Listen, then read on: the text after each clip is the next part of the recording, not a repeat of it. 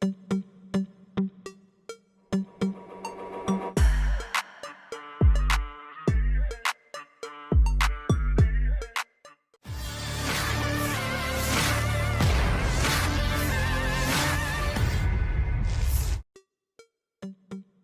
rekaman ramai beredar di media sosial Telegram pada Selasa 21 Mei 2024.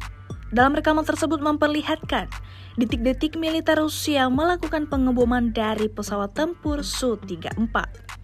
Tepatnya di wilayah Kasovyar, Angkatan Udara Rusia menjatuhkan amunisi ODAP 1500 bersayap di pusat kendali Angkatan Bersenjata Ukraina. Akibatnya, ledakan dahsyat terjadi disertai kepulan asap tebal. Pasukan Rusia mengklaim serangan ini tak menyisakan apapun di posisi target. Semuanya hancur tak tersisa, rata dengan tanah. Sejak video ini beredar, belum diketahui pasti ada berapa jumlah korban jiwa dalam peristiwa ini.